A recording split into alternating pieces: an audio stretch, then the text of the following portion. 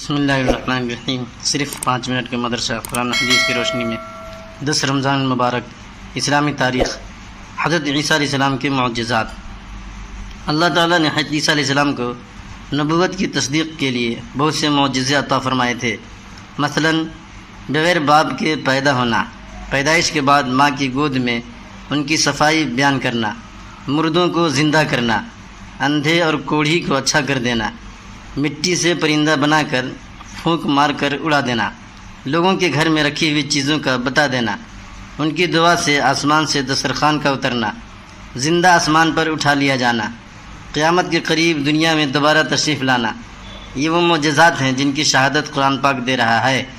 جب حضرت عیسیٰ علیہ السلام نے لوگوں کی توحید و ایمان کی دعوت دینی شروع کی تو آپ کی محبت و عقیدت اور قبولیت میں دن بدن اضافہ ہوتا جا رہا تھا، مگر یہودی قوم اس دعوت و شہرت کو اپنے لیے بڑا خطرہ سمجھنے لگے۔ اس لیے انہوں نے بادشاہ وقت کو اپنا ہم خیال بنا کر قتل کرنے کا منصوبہ بنایا۔ جس مکان میں آپ اپنے ساتھیوں کے ساتھ موجود تھے اس کو گھیر لیا۔ موقع پا کر آپ کے ساتھی بھاگ کھڑے ہوئے۔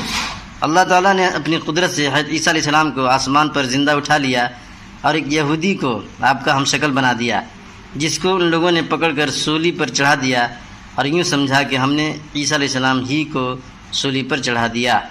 حضور صلی اللہ علیہ وسلم کا معجزہ، دعا کی قبولیت۔ حضرت ابو ہریرہ رضی اللہ عنہ نے ایک دن رسول اللہ صلی اللہ علیہ وسلم سے عرض کیا، میں آپ سے بہت سی حدیثیں سنتا ہوں لیکن بھول جاتا ہوں۔ تو رسول اللہ صلی اللہ علیہ وسلم نے فرمایا، اپنی چادر پھیلاؤ۔ میں نے اپنی چادر پھیلائی تو آپ صلی اللہ علیہ وسلم نے ہاتھ سے ایک لپ اس میں ڈالا اور فرمایا، اپنے بدن سے لگا لو۔ میں نے اپنے بدن سے لگایا۔ اس روز سے میں آپ صلی اللہ علیہ وسلم کی کوئی حدیث نہیں بھولا۔ ایک فرض کے بارے میں، نماز کا درجہ۔ رسول اللہ صلی اللہ علیہ وسلم نے فرمایا، جس کا وضو نہیں اس کی نماز نہیں، اور جو نماز نہ پڑھے اس کا کوئی دین نہیں۔ نماز کا درجہ دین میں ایسا ہے جیسے سر کا درجہ بدن میں ہے، یعنی جس طرح سر کے بغیر انسان زندہ نہیں رہ سکتا، اسی طرح نماز کے بغیر دین زندہ نہیں رہ سکتا۔ ایک سنت کے بارے میں، شب قدر کی دعا۔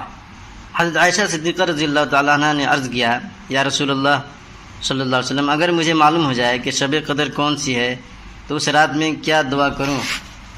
رسول اللہ صلی اللہ علیہ وسلم نے فرمایا، یہ دعا کرنا، اللہم انک عفو تحب العفو فاعف عنی۔ ترجمہ، اے اللہ بے شک تو معاف کرنے والا ہے اور معاف کرنے کو پسند کرتا ہے، لہٰذا مجھے بھی معاف فرما دے۔ ایک اہم عمل کی فضیلت، نماز اشراق پڑھنا۔ رسول اللہ صلی اللہ علیہ وسلم نے فرمایا، جو شخص فجر کی نماز با جماعت پڑھے پھر اپنی جگہ پر بیٹھ کر اللہ تعالیٰ کا ذکر کرتا رہے یہاں تک کہ سورج طلوع ہو جائے، پھر 2 رکعت اشراق کی نماز پڑھے تو اس کے لیے ایک مکمل حج و عمرہ کا ثواب ہوگا۔ ایک گناہ کے بارے میں، کفر و شرک کا نتیجہ جہنم ہے۔ قرآن میں اللہ تعالیٰ فرماتا ہے، جو بھی اللہ کے ساتھ شریک ٹھہرائے گا اس پر اللہ تعالیٰ نے جنت حرام کر دی ہے اور اس کا ٹھکانہ جہنم ہے، اور ایسے ظالموں کا کوئی مددگار نہیں ہے۔ دنیا کے بارے میں، دنیا کی چیزیں ختم ہونے والی ہے۔ قرآن میں اللہ تعالیٰ فرماتا ہے، جو کچھ تمہارے پاس دنیا میں ہے وہ ایک دن ختم ہو جائے گا، اور جو اللہ تعالیٰ کے پاس ہے وہ ہمیشہ باقی رہنے والی چیز ہے۔ آخرت کے بارے میں، قیامت کے دن لوگوں کی حالت۔ رسول اللہ صلی اللہ علیہ وسلم نے فرمایا، قیامت کے دن لوگ اعمال کے بقدر پسینہ میں ہوں گے، کوئی تو پسینہ میں ٹخنوں تک ڈوبا ہوا ہوگا اور کسی کے گھٹنوں تک پسینہ ہوگا، اور کسی کا یہ حال ہوگا کہ پاؤں سے لے کر منہ تک پسینہ میں ہوگا، اس کا پسینہ لگام کی طرح منہ میں گھسا ہوا ہوگا۔ طب نبوی سے علاج، خربوزہ کے فوائد۔ رسول اللہ صلی اللہ علیہ وسلم نے فرمایا، کھانے سے پہلے خربوزہ کا استعمال پیٹ کو بالکل صاف کر دیتا ہے اور بیماری کو جڑ سے ختم کر دیتا ہے۔ نبی پاک صلی اللہ علیہ وسلم کی نصیحت۔